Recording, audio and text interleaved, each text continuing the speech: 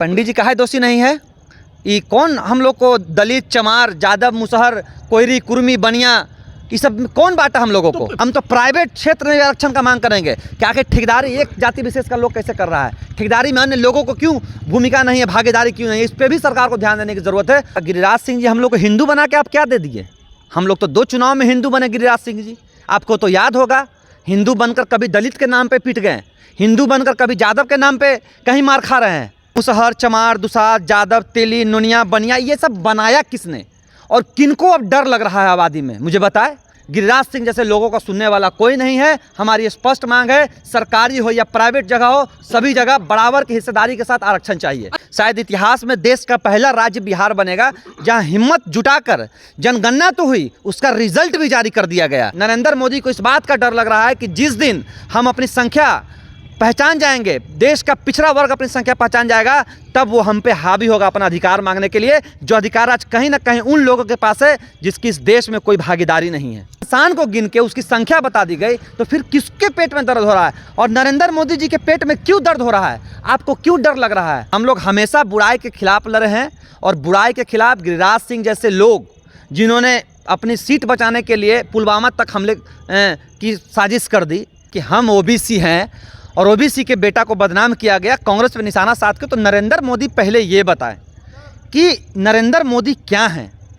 बिहार में जातिगत जनगणना के आंकड़े आने के बाद अब बवंडर मचा है और ये बवंडर केंद्र सरकार की ओर यानी कि राष्ट्रीय लेवल पे मांग उठ रही है कि राष्ट्रीय लेवल पे जातिगत जनगणना होनी चाहिए। और ये कहीं ना कहीं प्रधानमंत्री का एक पोस्ट आया है कि ये जातीय द्वेष फैला रहे हैं और ये जातीय द्वेष फैलाने से इन लोग को पाप लगेगा जो समाजवादी विचारधारा के लोग हैं। हमारे साथ में मनीष यादव हैं, पटना यूनिवर्सिटी के छात्र संघ के अध्यक्ष रह चुके हैं और इनसे सबसे बड़ी उपलब्धि है कि लालू प्रसाद यादव के बाद पहली बार कोई पिछड़ी जाति से कोई लड़का पटना विश्वविद्यालय का छात्र संघ का अध्यक्ष बना है और वर्तमान में जाप के छात्र विंग के प्रदेश अध्यक्ष हैं। मनीष जी, पहली बात ये बताइए कि प्रधानमंत्री का बयान आया कि आप लोग को पाप लगेगा।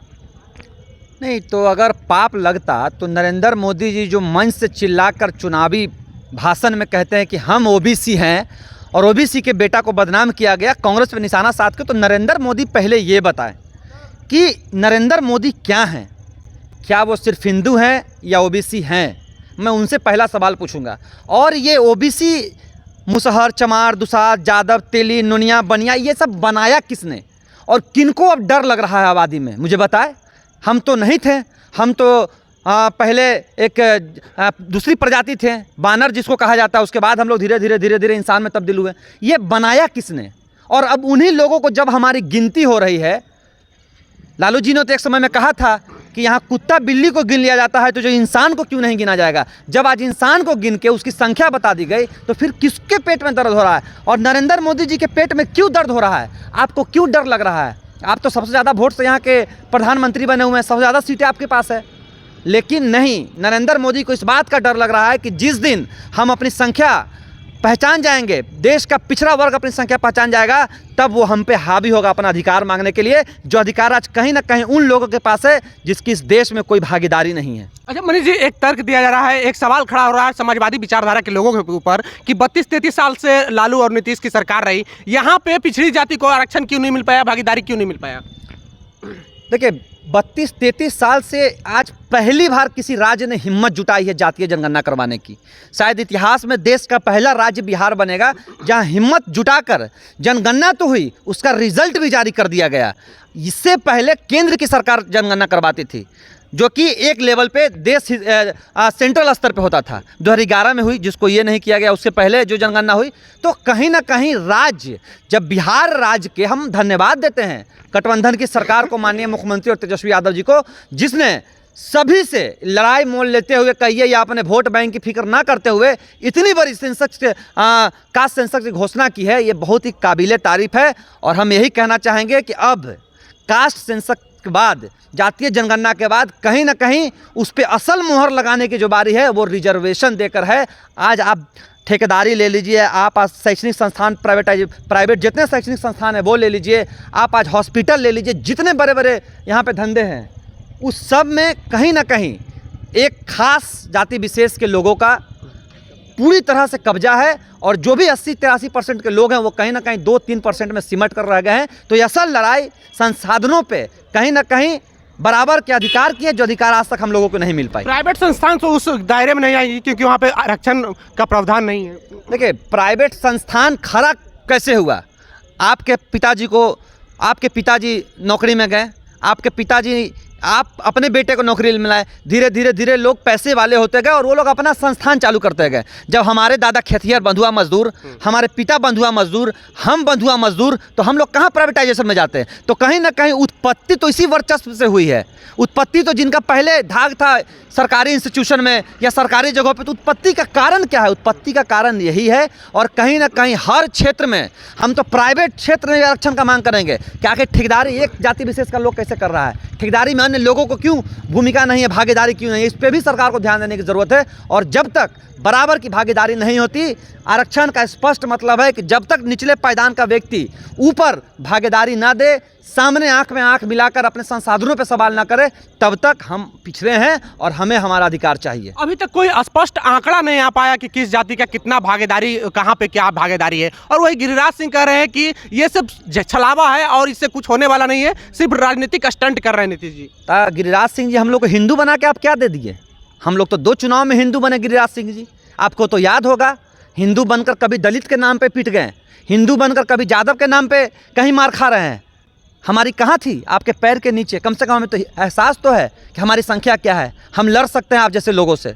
हम लोग हमेशा बुराई के खिलाफ लड़े हैं और बुराई के खिलाफ गिरिराज सिंह जैसे लोग, जिन्होंने अपनी सीट बचाने के लिए पुलवामा तक हमले की साजिश कर दी, जिसने अपनी सीट बचाने के लिए और अपना देश में योगदान, ये हिंदुस्तान जैसे पाक जगहों पे कहीं ना कहीं जिनकी मुसलमानों की, दलित पिछड़ों की इस देश को आज़ाद करवाने में बड़ी भागीदारी रही, उसको जब हाशिए पे ला सकते हैं तो इस देश में गिरिराज सिंह जैसे लोगों का सुनने वाला कोई नहीं है। हमारी स्पष्ट मांग है, सरकारी हो या प्राइवेट जगह हो, सभी जगह बराबर की हिस्सेदारी के साथ आरक्षण चाहिए। अच्छा, ये बताइए, किसी खास वर्ग को आप टारगेट कर रहे हैं, कहीं ना कहीं सवर्ण समाज को ब्लेम कर रहे हैं कि दलित पिछड़ों को आरक्षण के हिसाब से उसको प्रतिनिधित्व नहीं मिला, तो सवर्ण इसमें कहाँ दोषी है? पंडित जी कहाँ दोषी नहीं है?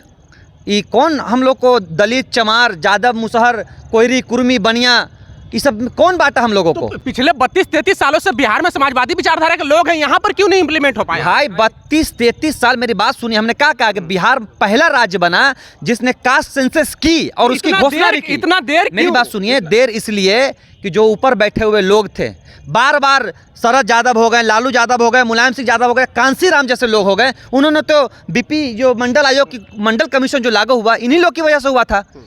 भले वहाँ बीपी सिंह जी प्रधानमंत्री थे तो उन्होंने लागू किया, लेकिन कहीं ना कहीं इन्हीं लोगों की भागीदारी थी, बड़ी भागीदारी। तो इतना समझिए कि लगातार देश में लोग लड़ते रहा, जो पिछड़ा लोग था कि हमारे बारे में बताओ, हमारी संख्या के बारे में बताओ। और कहीं ना कहीं बार बार वो किसी की भी सरकार हो, मैं ये नहीं कहूँगा, कांग्रेस की सरकार में बहुत बार कास्ट सेंसस को रोकने के लिए कोशिश की गई, मैं ये झूठ नहीं बोलूँगा। भाजपा की सरकार नहीं, कांग्रेस की सरकार में भी मनमोहन सिंह हो, अन्य लोग, बहुत बार कास्ट सेंसस को रोका गया, लेकिन हमारे बिहार और उत्तर प्रदेश के लोगों ने टाल ठोक कर कास्ट सेंसस करवाया था, जिसकी कहीं ना कहीं रिजल्ट भले जारी ना हो पाए।